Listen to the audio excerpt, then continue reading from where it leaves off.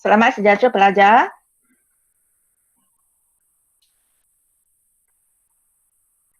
Hari ini masuk subtopik 3.2. Tajuk pencemaran alam sekitar. Cikgu harap anda semua telah pun menonton semua video yang telah cikgu kongsi di dalam grup pagi ini. Sekiranya belum habis tonton, selepas ni bolehlah teruskan.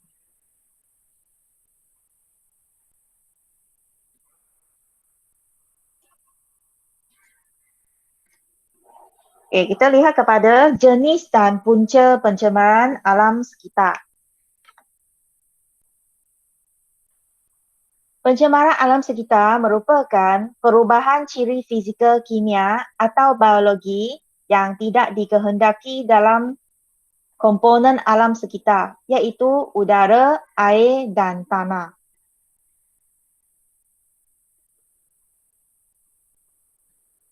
Sebenarnya pencemaran alam sekitar boleh berlaku di udara, panggil pencemaran udara, pencemaran air atau pencemaran tanah. Pencemaran alam sekitar menyebabkan kemudaratan dan ketidakselesaan kepada semua kehidupan. Pencemaran alam sekitar juga menyebabkan isu alam sekitar seperti banjir kilat.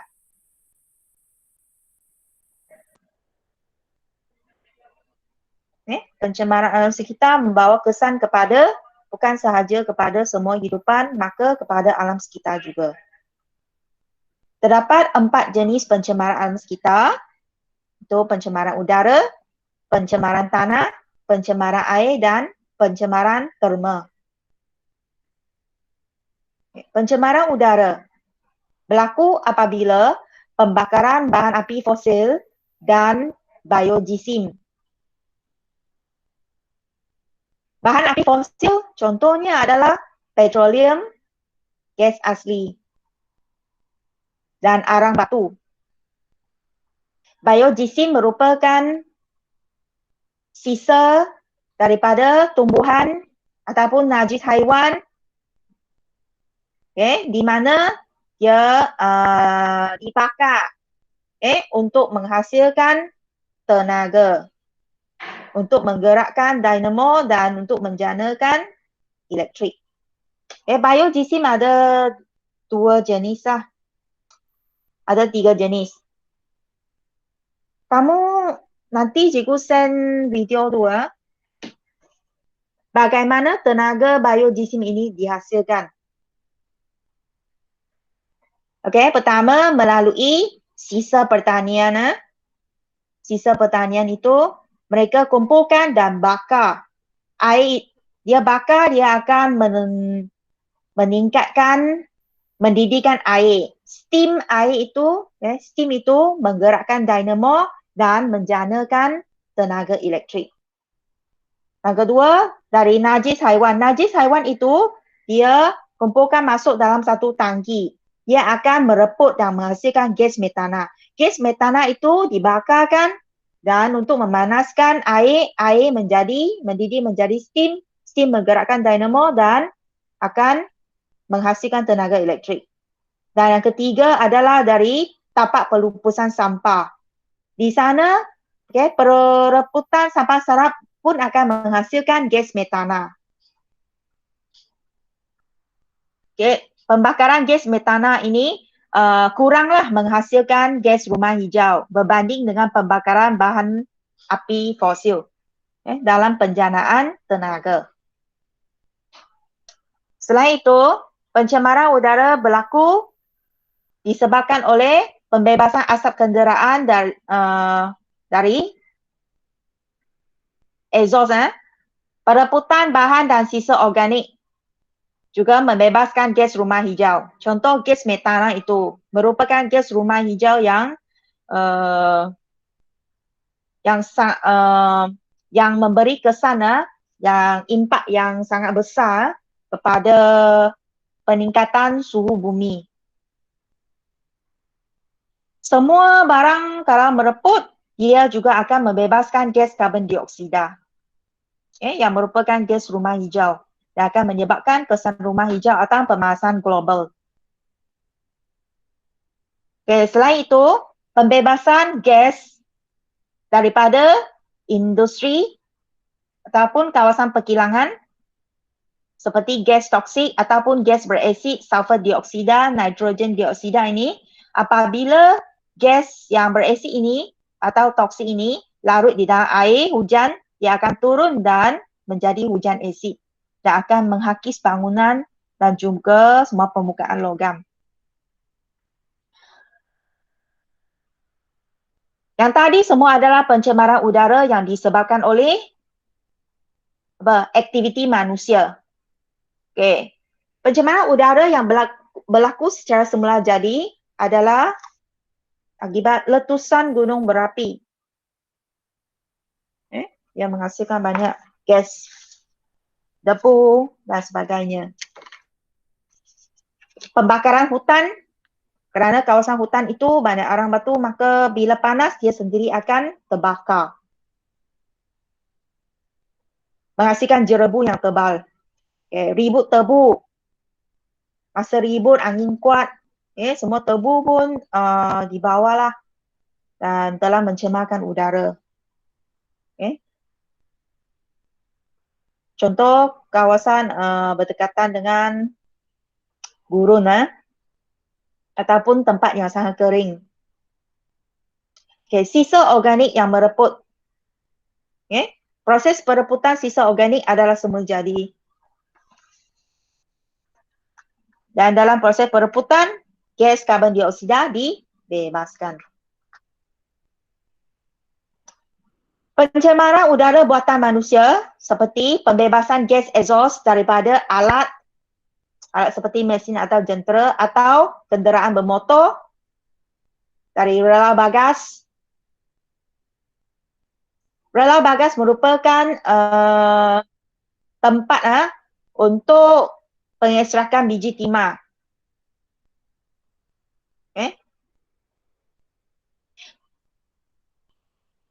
Gas exhaust daripada stesen janakuasa terma, daripada industri dan tapak pelupusan sampah. Seterusnya kita pergi kepada pencemaran air. Pencemaran air berlaku apabila sisa air atau sisa-sisa domestik seperti sisa-sisa yang dari rumah seperti deterjen dan kumbahan. Dan sisa pepejal seperti sampah sarap. Bahan buangan industri seperti grease. Ini merupakan punca ataupun bahan pencemar kepada badan air. Bahan kimia yang digunakan dalam pertanian seperti baja, kimia dan racun perosak juga boleh mencemarkan air apabila ia larut resap melalui air hujan dan masuk ke dalam air sungai, air tasik dan sebagainya. Tumpahan minyak berlaku tumpahan minyak yang berlaku pada laut akibat kebocoran tangki kapal minyak ini akan menyebabkan pencemaran air laut. Pencemaran tanah berlaku akibat daripada penggunaan baja. Baja kimia, baja dan racun serangga yang berlebihan. Ia boleh meningkatkan keasidan tanah dan menyebabkan tanah tercemar. Pengurusan sisa pepejal yang kurang sesuai, iaitu pembuangan sampah sarap di tapak pelupusan. Tapak pelupusan itu berlonggokan. Macam dah jadi bukit. Bukit sampah. Menjadikan tanah sana tercemar. Hujan asid telah mencemarkan tanah dengan meningkatkan pH tanah dan menjadikannya tidak sesuai untuk tanaman. Sisa nuklear sinaran radioaktif seperti sinar alfa, gamma, alfa, beta dan gamma, ini semua dia boleh mencemarkan tanah dan memberi kesan impak yang negatif untuk jangka masa yang panjang. Kerana perebutan sisa radioaktif ini mengambil masa yang sangat panjang sampai beribu-ribu tahun baru ia akan habis mereput. Okay. Sisa elektronik. Pelepusan barang elektronik seperti komputer, peralatan elektrik, telefon bimbit yang tidak wajar, yang dibuang sewenang-wenangnya ke dalam tong sampah dan masuk ke tapak pelepusan tanpa diketahui semula, ini pun akan mencemarkan tanah. Kerana dalam barang elektronik ada komponen elektronik yang mengandungi logam berat. Tadi pencemaran air, ingat baja kimia ini dia mengandungi ion fosfat dan ion nitrat. Di mana bila ion-ion ini larut resap melalui air hujan masuk ke badan air seperti air sungai, dia menjadikan air sungai itu mempunyai nutrien yang berlebihan. Dan nutrien ini menggalakkan pertumbuhan alga yang pesat. Maka pertumbuhan alga pesat ini dia akan menutupilah ataupun mengurangkan penembusan cahaya matahari sampai ke dasar sungai itu. Jadi tumbuhan akuatik di dasar sungai itu akan mati kerana dia kekurangan cahaya matahari untuk menjalankan fotosintesis. Dan alga juga dia akan tumbuh dan dia akan mati kan. Mati dia sendiri mereput, dia akan menggunakan konsum oksigen di dalam air sungai itu. Maka maksudnya kehidupan akuatik di dalam dia akan bersaing lah. Dia akan bersaing dengan alga ini untuk dapatkan oksigen. Ikan akan kekurangan oksigen, maka dia akan mati. Kerana oksigen ini telah diambil oleh alga untuk proses perebutan.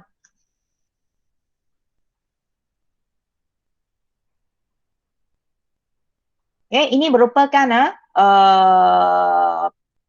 fenomena eutrofikasi yang berlaku di tasik di mana permukaannya adalah hijau.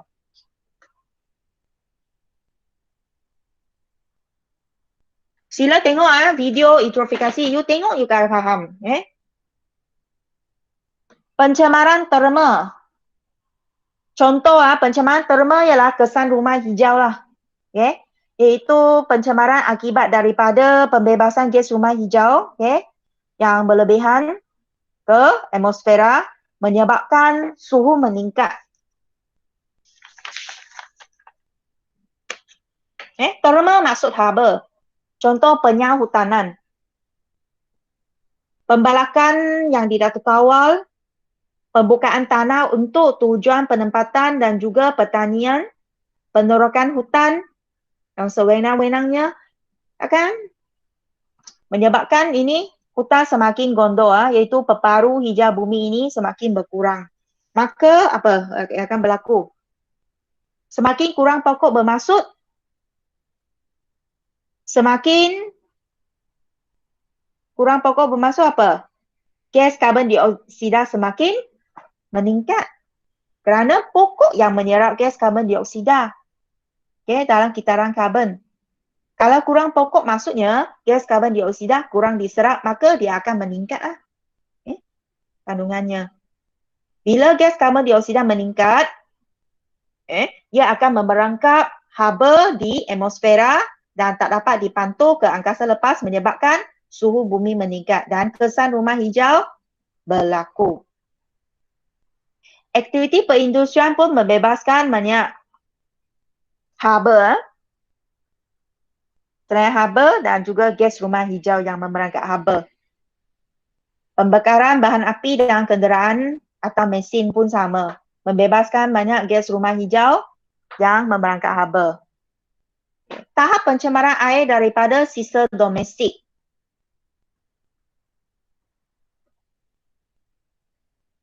Sisa domestik merupakan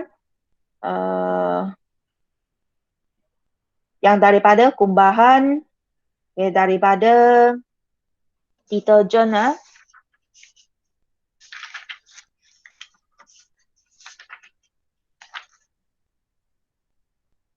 dan juga sisa pekerja seperti sampah sarap. Okey, kalau untuk udara, istilahnya panggil apa? IPU, Indeks Pencemaran Udara. Merupakan parameter pencemaran udara yang diukur untuk menentukan tahap pencemaran udara. Manakala untuk air pula, kita guna BOD untuk ukur. Parameter yang digunakan untuk mengukur tahap pencemaran air ialah panggil BOD. Kadang-kadang you tengok YouTube yang saya share itu dia panggil biological oxygen demand. Biological dengan biochemical ini adalah istilah yang sama. Biochemical bermaksud biologi dan kimia. Okay. Parameter untuk mengukur tahap pencemaran udara ialah indeks pencemaran udara. Kalau air, biochemical oxygen demand. Nanti kita akan bincang buku SPS dan kita go through tentang eksperimen itu dengan menggunakan larutan metalina biru. Okay, tadi saya ada cerita sikit tentang eutrofikasi kan. Kamu tengok video kamu lebih faham Kamu mesti faham sendiri. Sebab itu saya kata, you tak tengok video tu, kamu akan kurang faham. Ini berlaku pada diri saya. Sebelum saya cari video-video itu, saya memang kurang faham. Ini memang tajuk yang baharu untuk KSSM. Jadi melalui pencarian maklumat dan perkongsian maklumat dan saya study, saya sudah faham lah. Saya rasa kalau kamu buat yang sama, kamu pun akan jadi faham. Okay, eutrofikasi ialah respons ekosistem terhadap penambahan ion fosfat dan ion nitrat yang hasil daripada deterjen, baja dan sampah ke dalam suatu ekosistem akuatik. Okay?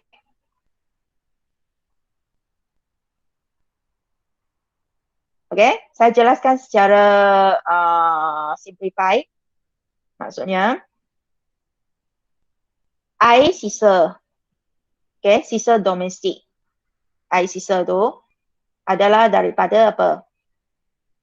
Deterjen kan? Maksudnya air dari mesin basuh, air daripada cucian pinggan mangkuk, daripada baja. Okay?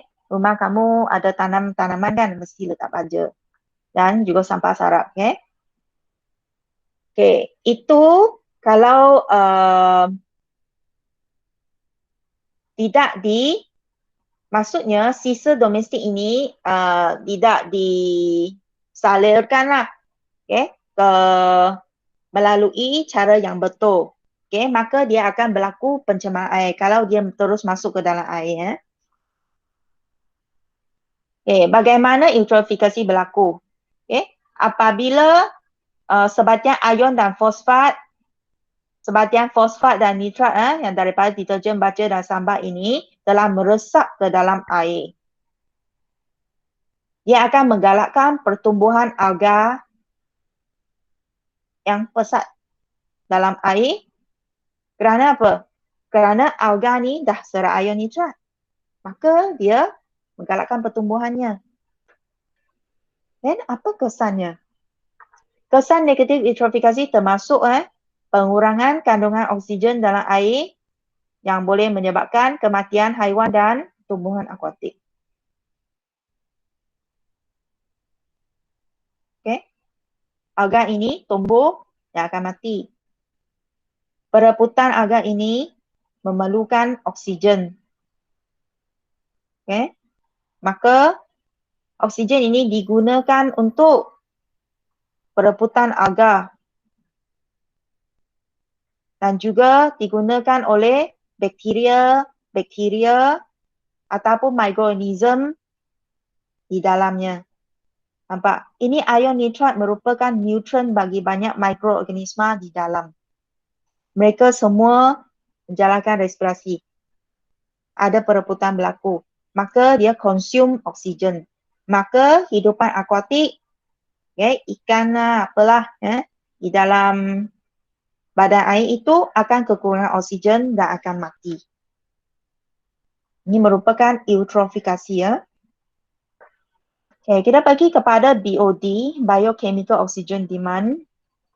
Ialah jumlah oksigen terlarut yang diperlukan oleh mikroorganisma seperti bakteria untuk menguraikan bahan organik di dalam suatu sumber air. Saya dah katakan, perebutan sisa organik ataupun pereputanan bahan organik semua ini perlu apa? Perlu oksigen. Semakin tinggi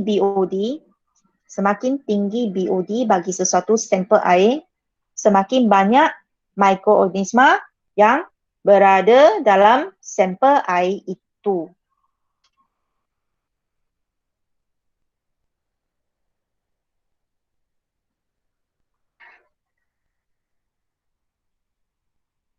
Tahap pencemaran air bagi sesuatu sampel air boleh ditentukan dengan mengukur masa yang diambil untuk warna larutan metilena biru luntur setelah dicampurkan dengan sampel air tersebut.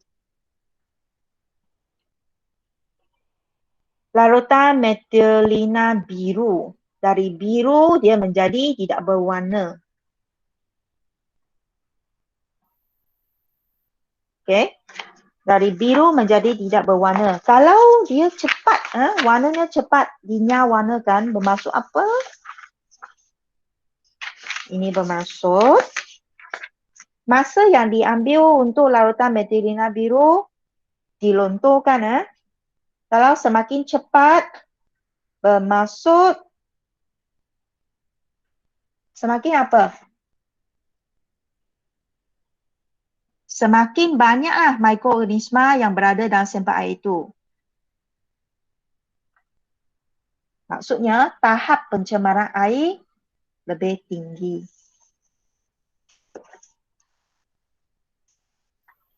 Okay. Apabila lautan metilena biru dimasukkan ke dalam suatu sampel air yang tercemar, yang mengandungi kandungan oksigen terlarut yang rendah, warna biru lautan metilena biru akan luntur dengan cepatnya.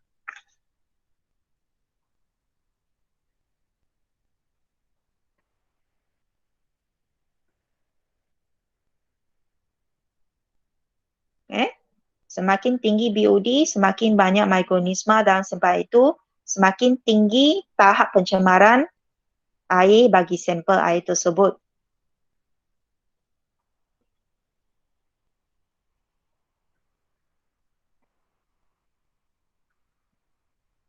Apabila kandungan oksigen terlarut dalam sampel air itu rendah, maka warna biru lautan metilena biru akan luntur dengan cepat.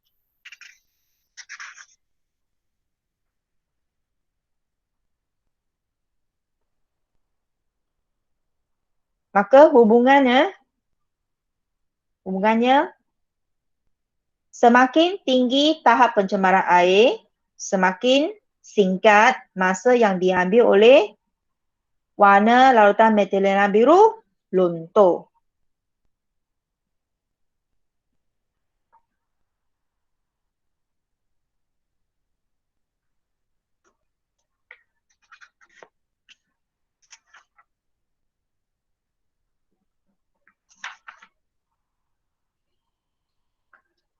Kaedah pembersihan air yang tercemar dengan penggunaan teknologi hijau. Bagaimana kita boleh mengatasi pencemaran air? Apakah yang harus kita aplikasikan? Kita boleh menggunakan EM. EM ini untuk sebenarnya dah lama je maksudnya dah lama ada benda ni tau. Kamu tengok video tu, negara lain dari 10 tahun dulu pun sudah ada. Buku teks kita tahun ini baru kamu belajar. Okay? Jadi, kamu tengok video itu, kamu sendiri boleh belajar tau. Bagaimana nak buat EM. EM ini banyak kegunaannya. Selain daripada dia meningkatkan tahap kesuburan tanah jadi sebagai baja organik, dia boleh jadi sebagai penyar bau. Sembuh pada tempat yang maksudnya yang kamu nak segarkan lah. Sembuh pada ocean lah, pada tong sampah. Di mana tempat itu baunya adalah kuat dan sukar nak dihilangkan. Kamu sembuh itu, dia boleh meneutralkan bakteria yang menghasilkan bau yang busuk. Dan juga larutan EM ini kalau bercampur dengan air kolam, maka dia akan menyingkirkanlah bakteria yang tak baik dan membantu pertumbuhan ikan-ikan ini menjadi sihat. Kerana dia punya environment ekosistem akuatik telah menjadi sihat tau. Kamu kena tengok video itu, video yang pertama. Sangat interesting punya. Dah tengok ke belum? Boleh respon sikit. Hello? Apa? Tadi ada tonton video yang cikgu share tak?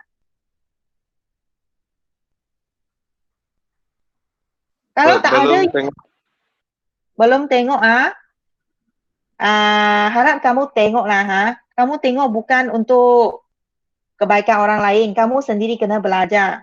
Jangan ketinggalan zaman Apa EM itu macam mana buat EM pun tak tahu.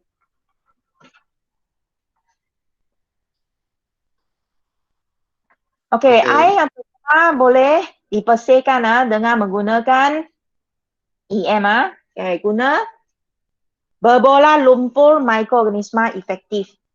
Effective microorganism MADBOS. Usaha mereka cipta kaedah pembersihan air yang tercemar ini dengan menggunakan penggunaan teknologi hijau merupakan satu proses yang berterusan di Malaysia. Antara kaedah teknologi hijau yang digunakan untuk merawat air sungai yang tercemar di Malaysia termasuklah penggunaan berbola lumpur mikroorganisma efektif.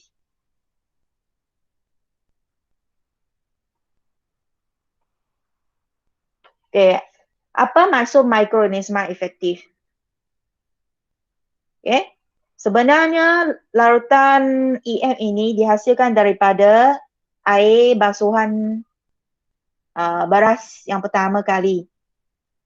Jangan buang air basuhan itu. Kamu masukkan dalam satu bekas dan kamu tutup separuh ketat lah. Dan peramkannya sebanyak 7 hari. Lepas 7 hari kamu filterkannya. Dan satu bahagian air basuhan sudah balik. Satu bahagian air basuhan beras itu campur dengan 10 bahagian susu dan peram 7 hari juga. Ini semua dalam video cara membuat EM. Pelajar lebih baik you tengok itu You tengok itu you akan faham. Okay, so saya fokus buku teks saja Mikroorganisma efektif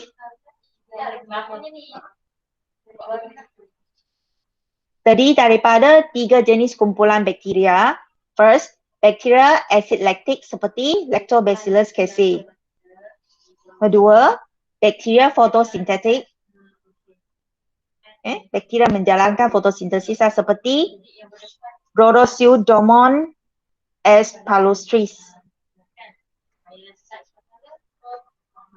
Kutip ada ni. Muka surat 104. Rhodosiodormonas palustris. Cikgu, ketua bidang tekbok. Oh, hai. Hari Ahad pukul 11 kan?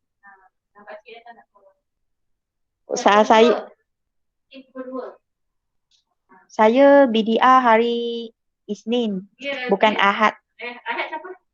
Dia kata dia datang pagi lah. Tak tahu dia tukar hari BDA ke tak lah. Kalau dia Ahad di BDA, dia kena datang juga. Ya. Dia sudah tahu.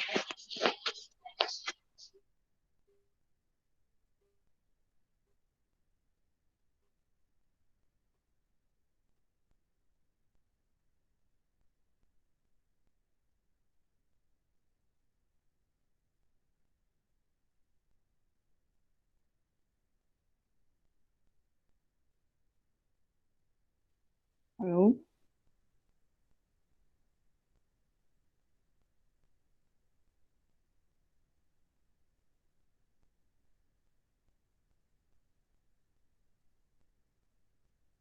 Cikgu tak dengar.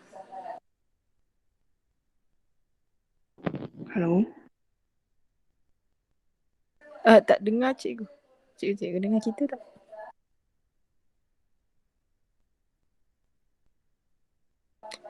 Cikgu tak dengar. Hi. Hi Grace. Cikgu tak dengar. Cikgu tak dengar suara. Cikgu. Hello. Omong-omong tu okey. Tak dengar.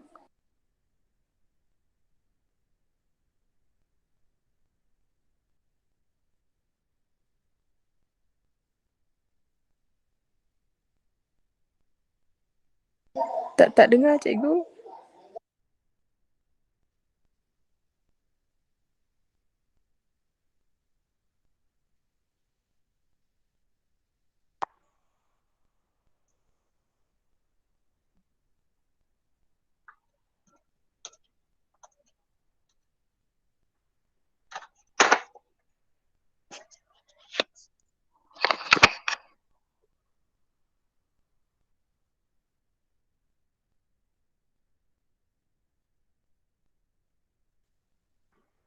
Sekarang sudah?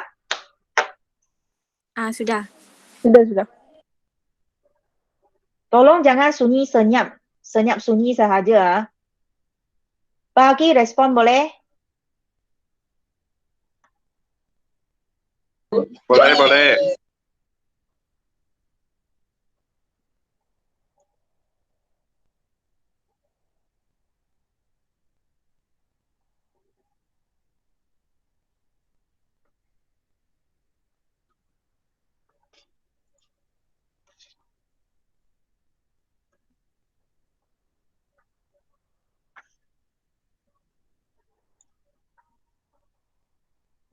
Okey, apakah peranan bakteria laktik, asid laktik?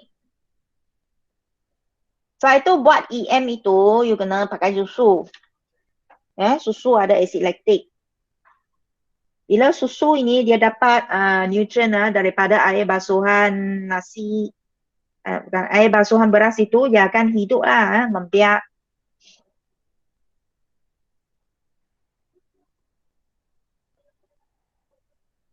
Okey. Bakteria Lactobacillus casei merawat sisa kumbahan, menyingkirkan bau busuk air, merencatkan pertumbuhan mikronisma berbahaya dan memudahkan perebutan bahan organik. Okay. Jadi berbola lumpur EM kalau masuk dalam tasik yang ada eutrofikasi, dia boleh membantu untuk meningkatkan kembali, memulihkan keadaan air itu. Kurangkan tahap pencemaran. Selain itu, EM juga adanya bakteria fotosintetik seperti Rhodopseudomonas palustris, iaitu bakteria sintetik yang menggunakan bahan organik untuk mensintesis bahan yang berguna seperti asid amino dan gula untuk pemakanan haiwan dan tumbuhan aquatik.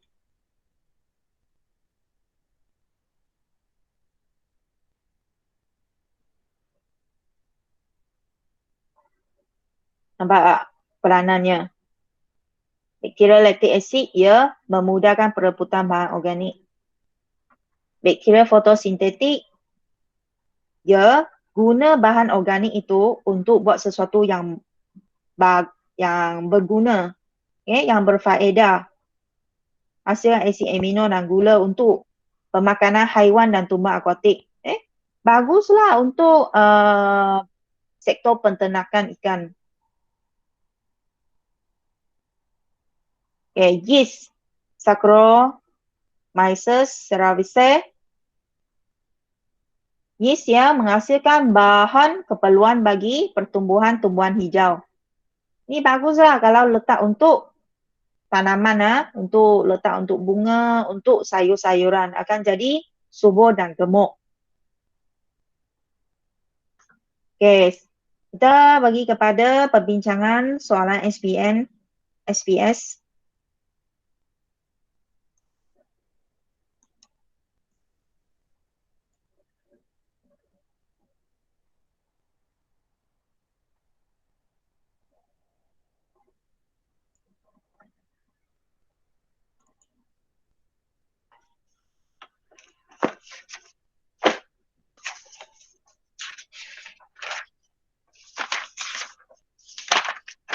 Muka surat 35.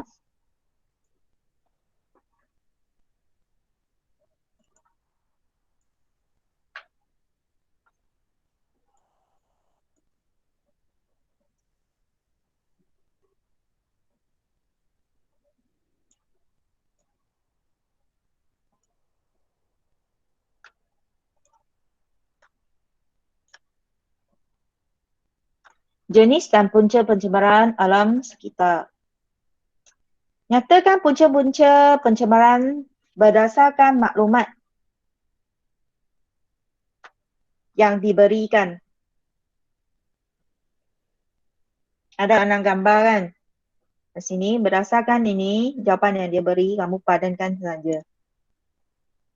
1A, jelaga debu karbon dioksida, karbon monoksida dan gas berasid seperti sulfur dioksida dan nitrogen dioksida.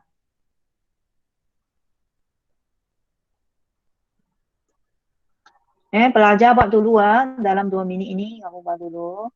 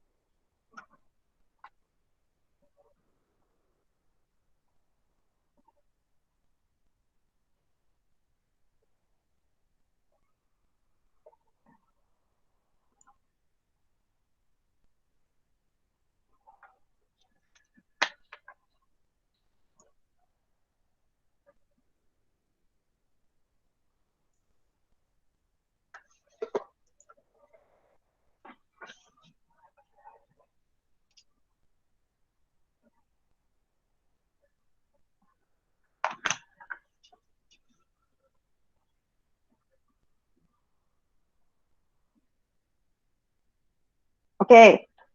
Soalan pertama. Okey, Intan tolong jawab 1A.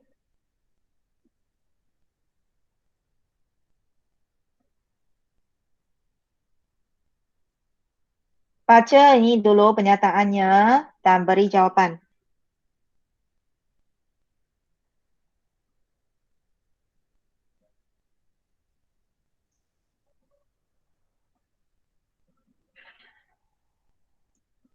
Boleh? Cuba. Intan ada tak ke sini? Ada kan? Ada. Cepat, jangan senyap. Pembakaran bahan api fosil.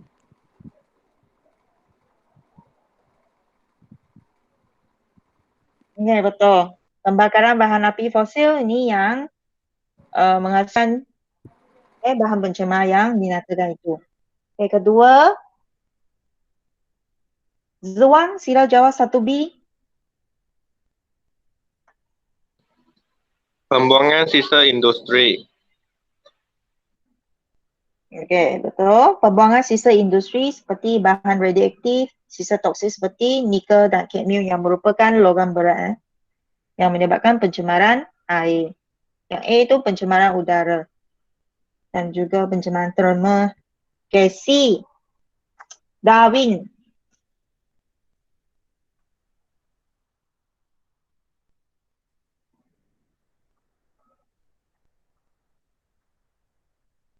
Kalau pelajar tak respon, kira tak hadir. Tak hadir Google Meet. Okey, Dibasri. Bahan kimia dalam pertanian seperti baja kimia, racun serangga dan racun kulit. Ya, betul. 1D. Elin. Cikgu, muka surat berapa? Muka surat 35. Yang D Kenderaan dan jentera. Ya, betul. 1E. Nafisa. Pembuangan sampah sarap dan kumbahan. Betul. Okay, yang last ialah apa? Siapa nak jawab? Aerosol adalah penghawa dingin peti sejuk.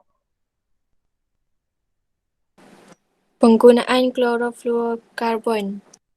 Ya, penggunaan klorofluorokarbon. Ya, membawa kesan penipisan lapisan ozon. Soalan 2, nyatakan 3 jenis bahan api fosil yang digunakan di kilang.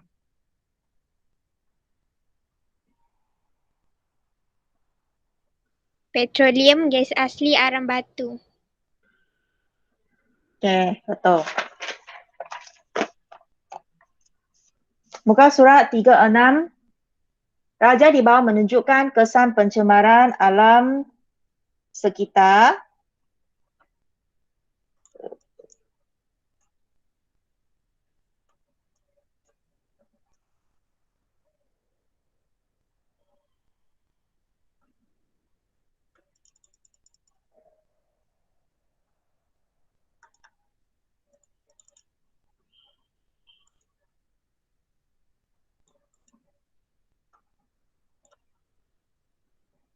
Apakah gas P?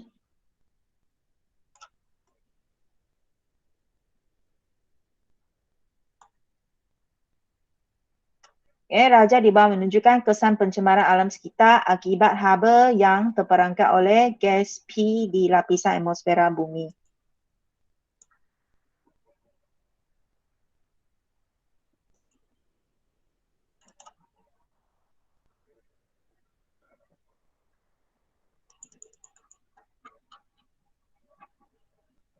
Apa gas P?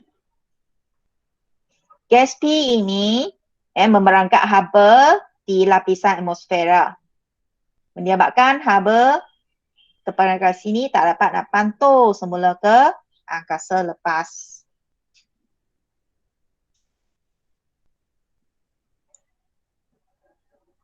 Grace, sila jawab.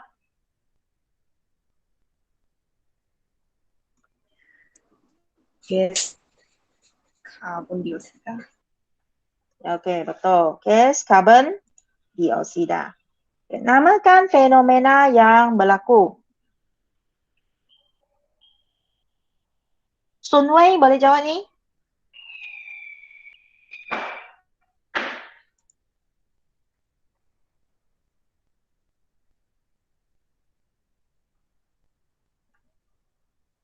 Nabila, Atika, jawab soalan 2.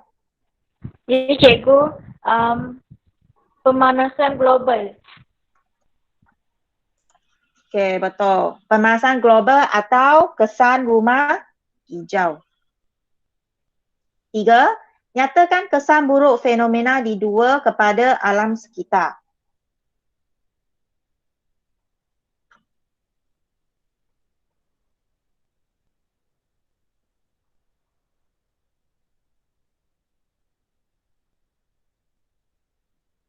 Okey, Mira, sila jawab. Soalan 3 tu.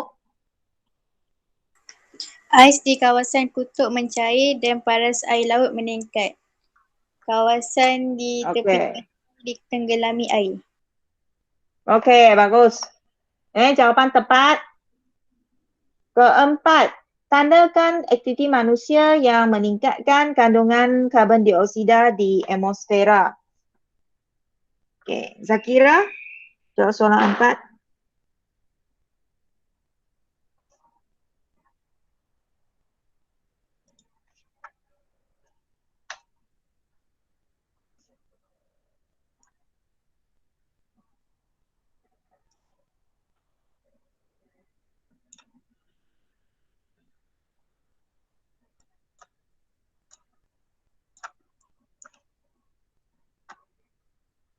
Soalan 4.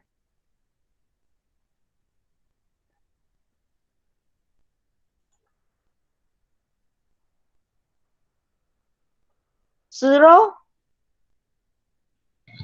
Ya. tandakan aktiviti manusia meningkatkan kandungan karbon dioksida di atmosfera. Pembakaran terbuka, pembakaran bahan api fosil.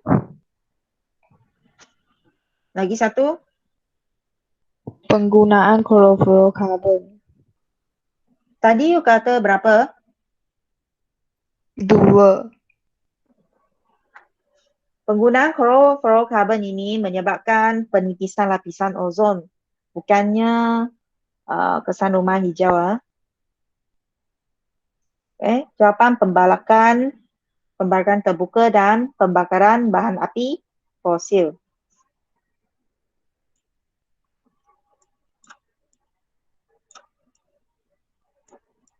Ya, semua pembalakan dan juga penyahutanan ini akan membawa kepada kesan peningkatan karbon dioksida di atmosfera dan menyebabkan kesan rumah hijau berlaku.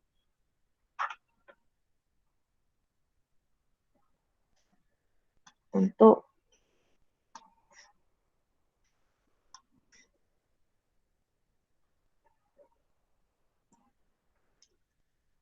ini CFC kesannya adalah penipisan lapisan ozon.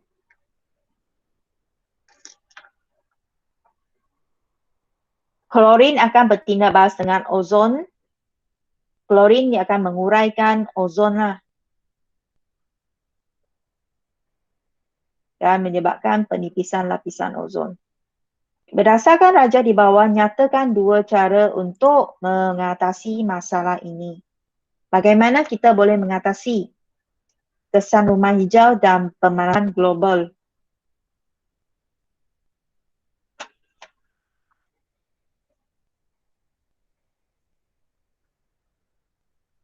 Li Chen, sila jawab. Menanam lebih banyak tumbuh-tumbuhan. Tumbuhan hijau. B, melarang apa? Melarang pembakaran terbuka. Ya. Okey, Natania, Farah. Farah? Boleh respon? Ya, cikgu. Okey, muka surat 37, soalan 1, sila jawab.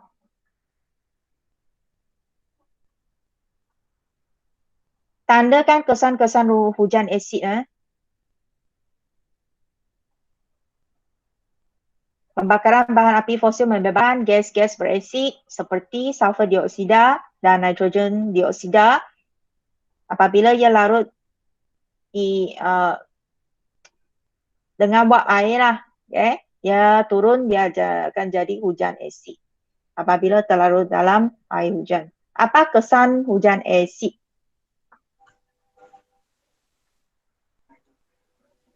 Memusnahkan habitat hidupan, menyebabkan pencemaran air, Betul. menyebabkan kepupusan spesies, Okey, merosakkan bangunan dan jambatan, betul. merendahkan pH tanah dan menjadikannya kurang subur untuk tumbuhan, Betul. merendahkan pH air sungai atau kolam dan menjadikannya tidak sesuai untuk organisma akuatik. Ya. Sudah buat soalan kuis semalam tak? Kuis? Kuis pada hari Isnin. Ada. Okey, baik. Ada 6 kesan akibat daripada hujan asid. Soalan 2, raja di bawah menunjukkan pencemaran tanah. Tandakan sebab. Nyatakan sebab dulu atau punca. Okey, Sun Wei sila jawab.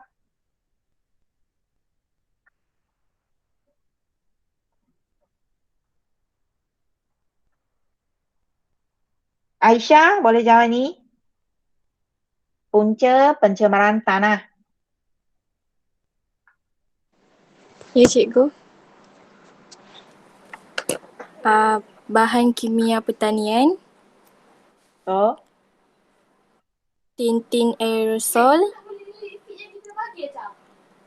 tintin aerosol sisa ni nuklear, merupakan CFC. pembuangan bukan. sampah, hujan asid, So, buku teks ada lah, tengok buku teks. sisa elektronik, Lagi satu. perebutan organisma mati, Itu tak. Itu kira semua jadi.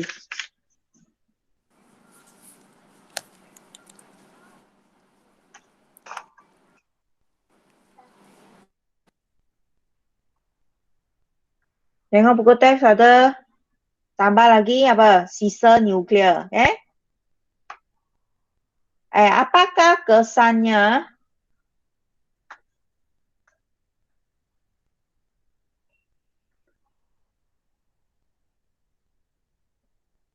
Justin, sila jawab soalan ini. Kesan pencemaran tanah. Mengurangkan kesuburan tanah, mencemarkan sumber air seperti air bawah tanah.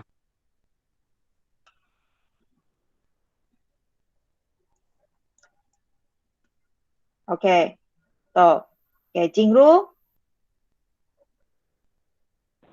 Ya, cikgu. nyatakan satu lagi kesan akibat pencemaran tanah.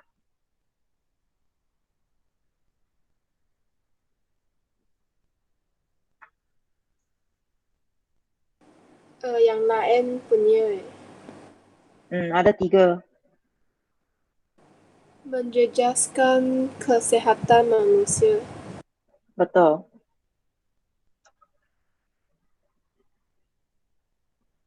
Bahan kimia pertanian ini boleh lalu lesap melalui air hujan ke dalam air sungai. Akhirnya menyebabkan ikan mati. Ataupun ikan itu kalau tak mati, kita makan pun terjadi kurang sihat. Pencemaran air dan terma. Pembuangan bahan toksik dari kilang, pertanian dan sisa domestik menyebabkan pencemaran air. Tandakan kesan-kesan pencemaran air.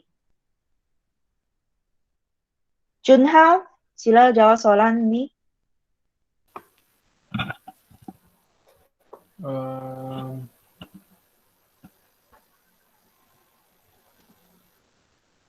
Bagi 3 lah. 3 kesan. Menyebabkan keputusan spesies. Betul? Menyebabkan kehilangan sumber ekonomi. Okey, betul. Menyebabkan pencemaran air. Okey, betul. Okey, baik. Tiba silakan Wen Wei untuk teruskan lagi, nyatakan lagi. Lagi 2 kesan. Pencemaran air. Merosakkan keindahan alam semula jadi. Betul. Merosakkan otak, ginjal dan sistem saraf. Ya, betul. Lagi 2 kesan pencemaran air. Suang Ying, sila nyatakan. Menyebabkan organisma kuati mati. Betul, lagi satu. Memunaskan habitat kehidupan. Ya, habitat hidupan akuatik telah dimusnahkan. Okey, baik. Okey, inilah yang saya nak pelajar kena respon macam ni. Nafisa.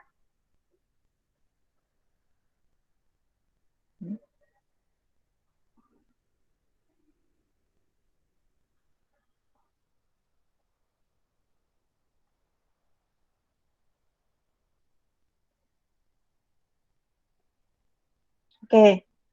Nafisa macam tak boleh bersuara. Mic rosak.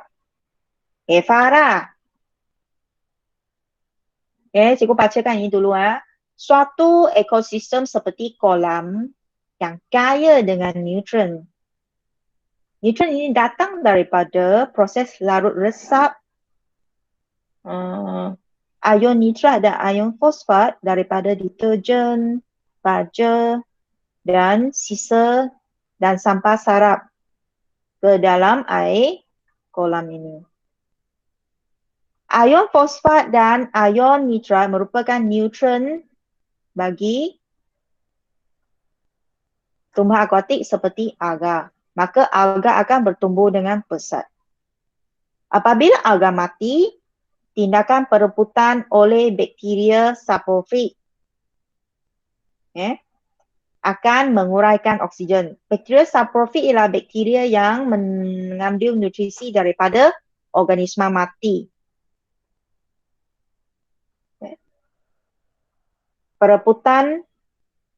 Tindakan perebutan oleh bakteria saprofit ini akan menggunakan oksigen. Oksigen terlarut dalam air kolam akan semakin berkurang. Haiwan akuatik akan mati akibat kekurangan oksigen dalam air. Okey, sila namakan proses yang berlaku di alam semula jadi tersebut. Farah?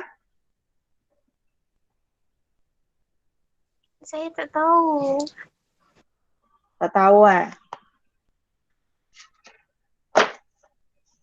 Gambar foto 3.8. Ini. Alga tumbuh. Apakah?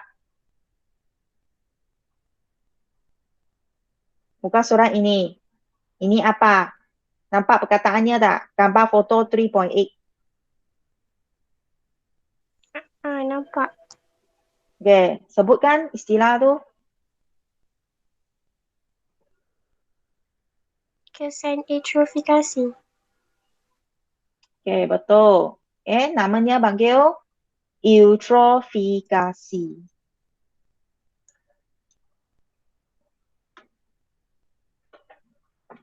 Tandakan sumber nutrien tersebut. Maksudnya, nutrien ini ialah apa? Nutrien ini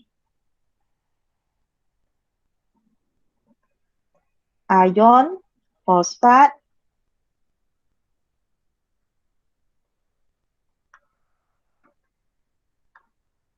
dan Ion nitrat. okey. Intan jawab ni, dari mana datangnya ion fosfat dan ion nitrat yang masuk ke dalam air sungai? Dari mana?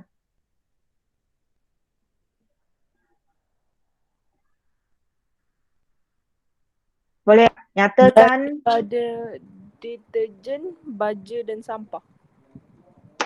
Oh ni berdasarkan buku SPS. baja nitrat dan fosfat dari kawasan pertanian. Okay, betul. Ada dua lagi.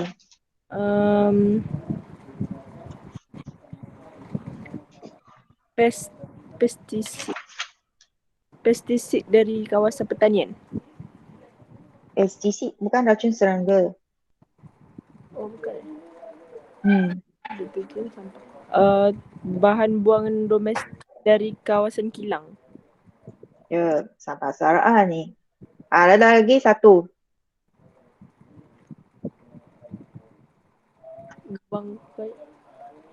Bangkai haiwan yang dah mati. Okay, betul.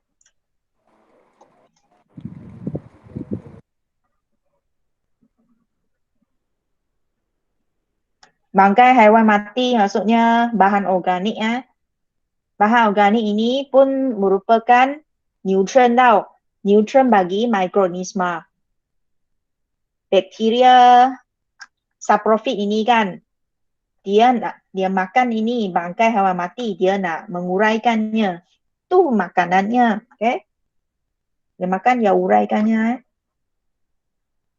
Pencemaran terma boleh memusnahkan ekosistem dan mengurangkan populasi organisma akuatik. Bincang dengan rakan-rakan anda dan tuliskan 5 punca pencemaran terma dalam rang di bawah.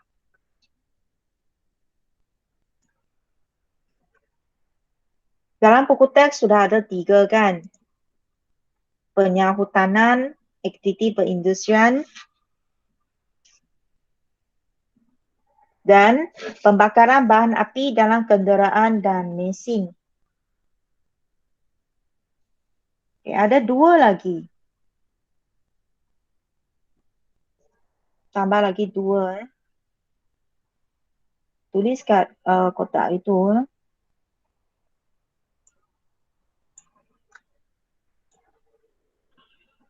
Okay. Penyahutanan ataupun pembakaran hutan. Aktiviti perindustrian dan pembakaran bahan api. Yang lagi 2.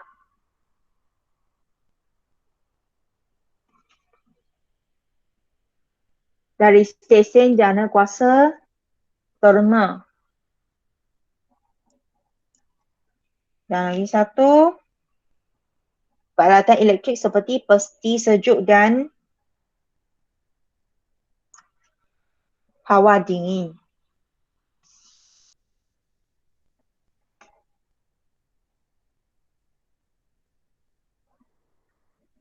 Okay. Okay, muka surat 39. Tahap pencemaran air. Eksperimen 3.7. Cikgu.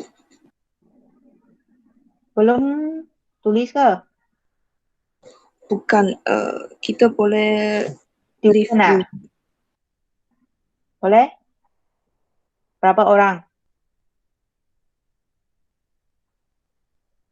Pelajar ada tuition boleh leave dulu.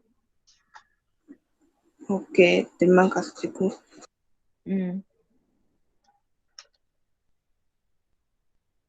Okay, yang tak ada tuition sila kekalkan di sini ya. Kerana mula 21 Mac saya mula menanda kertas kimia. Minggu terakhir BDBI itu saya akan bagi you kerja lah. Tapi kerja itu setakat hanya Google Form saja. Saya tak mengajar. Kamu kena sendiri study buku teks untuk buat. Masa saya tanda, harap pelajar buat sendiri ya. Tak faham bincang sesama sendiri. Jangan kontak saya masa saya menanda. Apa berbincang itu naik sekolah ataupun naik sekolah baru tanya. Okay, tahap pencemaran air. Jadi saya kena laju sekarang, okay? Saya tak boleh lambat-lambat. Tujuan mengukur BOD sebagai parameter pencemaran air bagi sampel air yang berlainan. Bahan dan radas. 0.1% larutan metilena biru, air sungai, ni sampel air yang berlainan, ada air sungai, air kolam, air pili, dan ada kertas label kan botol. 4 botol reagent, picagari dan jam. Sediakan susunan radas seperti yang ditunjukkan dalam rajah di atas.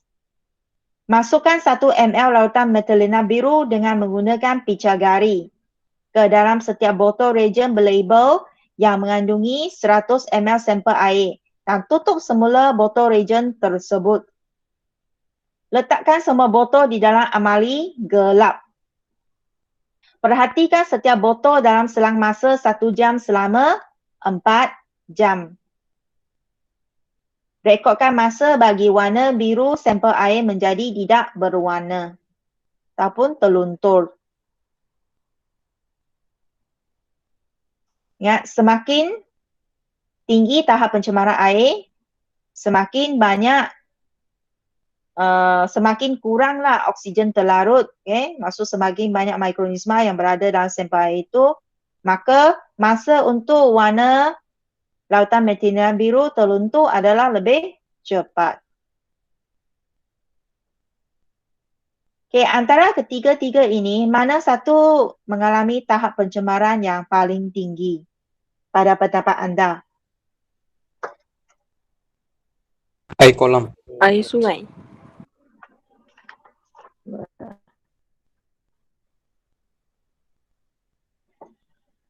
Air sungai. Kerana banyak orang buang sampah sarap di sana. Okay? Kilang pun buangkan sisa toksik lah ke dalam. So, air sungai ini mengalami tahap pencemaran yang paling tinggi, paling serius. Okay, maka ini dia 1 jam dah habis luntur. Bukan 1 jam. Jam yang kedua sudah tidak berwarna. Okey, air kolam ini rasanya jam keberapa dia akan tidak berwarna? Jam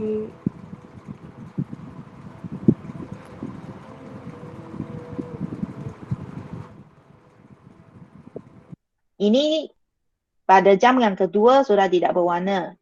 Air kolam?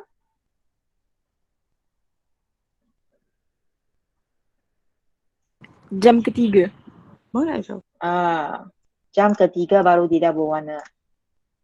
Dia ambil masa yang lebih lama lah untuk warna larutan metilena biru telur.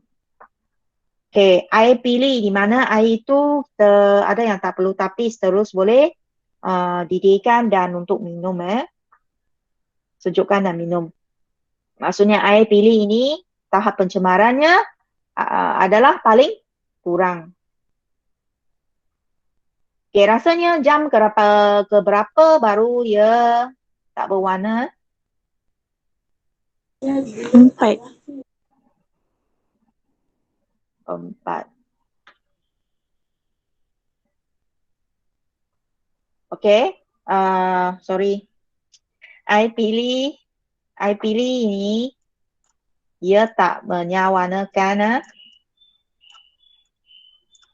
warna larutan metilena biru. Okay. So, ya selamatlah kita guna sebagai sumber air minuman kita atau untuk masak. Nanti cikgu send Google apakah yang berlaku kat metilena biru ini, kenapa ia dinyawarnakan. Saya kena Google juga, kena study. Dan tentang penjanaan tenaga biojisim punya video. Okay, apakah fungsi larutan metilena biru untuk mengesan kehadiran apa?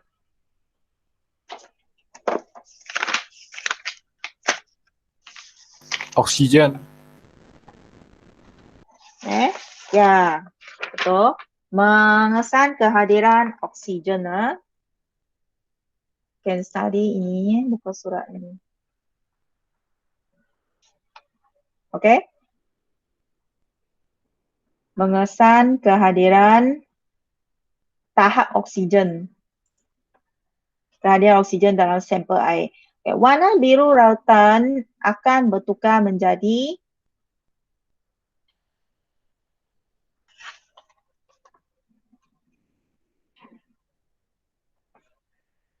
apa? Tidak berwarna. Ya, menjadi tidak berwarna jika Tiada. betul, tiada oksigen di dalam sampel air. Maksud metilena biru ini macam react dengan oksigen kat dalam sampel air itu. Terangkan mengapa terdapat perubahan yang cepat pada warna larutan metilena biru dalam suatu sampel air. Nilai apa yang TP2? Nilai BOD yang tinggi. Betul. Okay. Nilai BOD yang tinggi maksudnya dia memerlukan oksigen, kandungan oksigen yang tinggi untuk keperluan mikroorganisma di dalam sampel air itu. Semakin tinggi kuantiti mikroorganisma, semakin tinggi nilai BOD ya. Sebab benda-benda hidup ini dia pun nak respirasi. Macam kita manusia, kita nak oksigen juga untuk hidup. Itu juga dengan mikroorganisma. Apakah hubungan antara nilai BOD dengan kandungan oksigen dalam air? Pilih jawapan yang betul.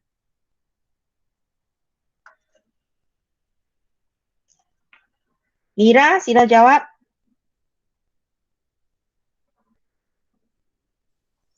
Semakin tinggi nilai BOD, semakin rendah kandungan oksigen dalam air.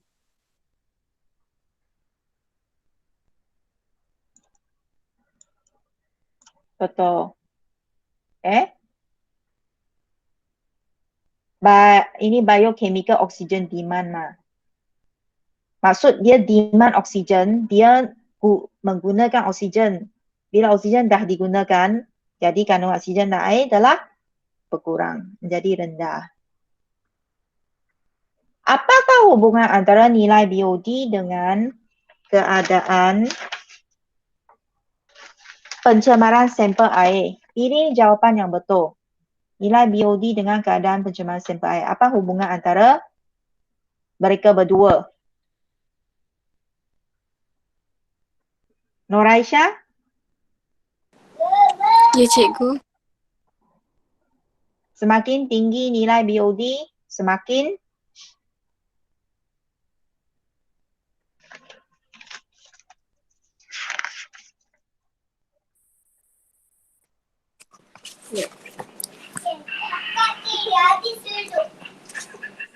semakin apa sampel air itu?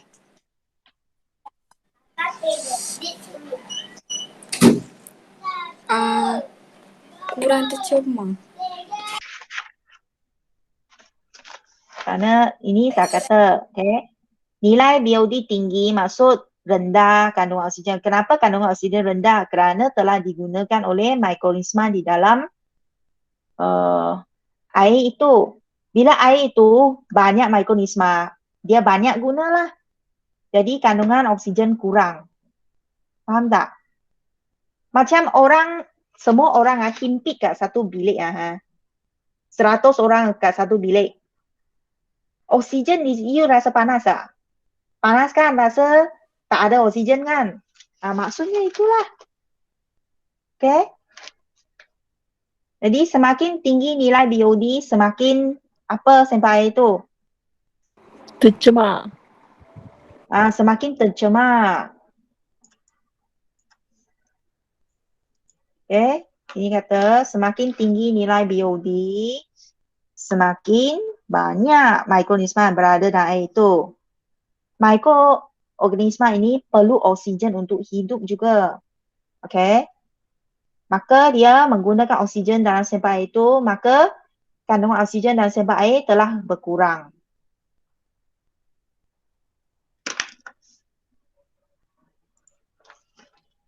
Apakah pendapat anda tentang sebab mengapa nilai BOD dalam sampel air itu tinggi? Sampel air itu mengandungi banyak bahan apa?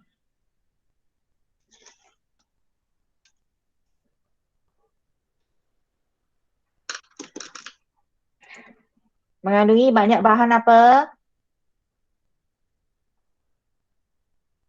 Ingat BOD ialah jumlah oksigen terlarut yang diperlukan oleh mikroorganisma seperti bakteria, bakteria saprofit, atau bakteria pengurai untuk menguraikan bahan organik di dalam sesuatu sumber air.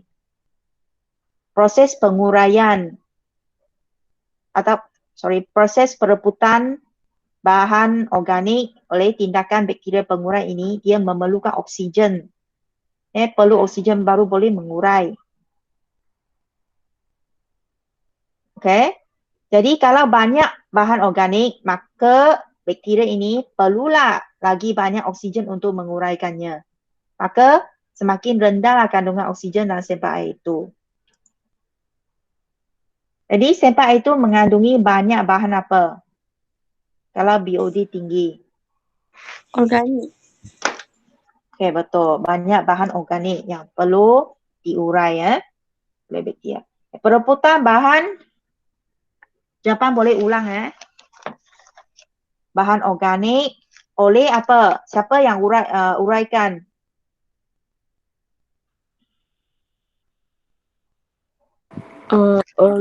Bakteria. Ya.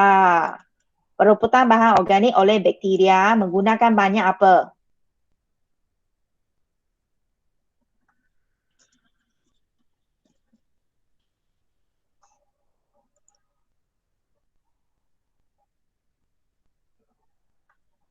Menggunakan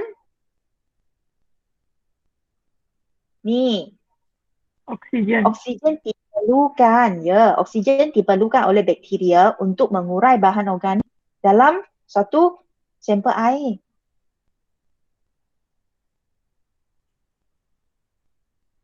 Menggunakan banyak oksigen yang terlarut. Jadi kandungan oksigen yang rendah. Yes, yang rendah dalam air menyebabkan nilai BOD tinggi. BOD biochemical oxygen demand. Permintaan tinggi. Maka dia konsumsikan oksigen itu, maka akhirnya kandungan oksigen dalam air menjadi rendah. Jadi daripada jawapan anda di atas, tentukan sampel air yang paling tercemar. Ada ini. Air sungai. Yang paling tercemar, paling kurang paling tidak tercemar? Air pilih. Siapa boleh buat kesimpulan? Soalan terakhir.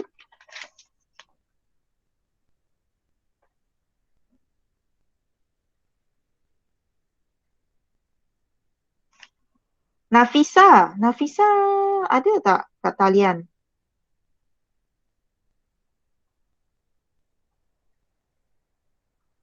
Nafisa. Okey.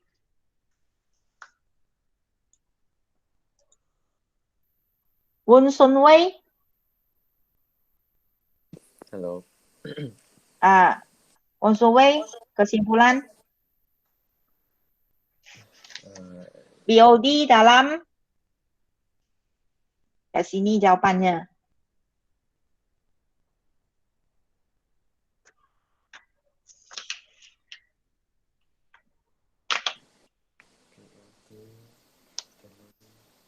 Air mana? Sumber air mana? Air sungai. Ya, BOD dalam air sungai paling tinggi menunjukkan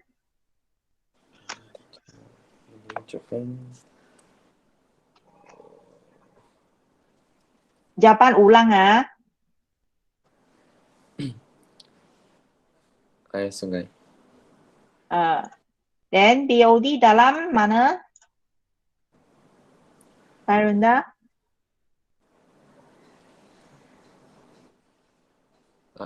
You tengok ayat itu, dia tahu Ayat ini, you sudah pilih. tahu ni kan. Kenapa tadi you tak respon ah? You buka Google Meet, you buat kerja lain Tak ada. Tak ada meh? Ada. Okay, siapkan kerja. Okay. Metilena biru bertindak sebagai anti-fungi dan anti-parasit. Biasanya digunakan untuk merawat telur ikan untuk mengelakkan pertumbuhan fungi. Metilena biru adalah pembasmi kuman di akuarium.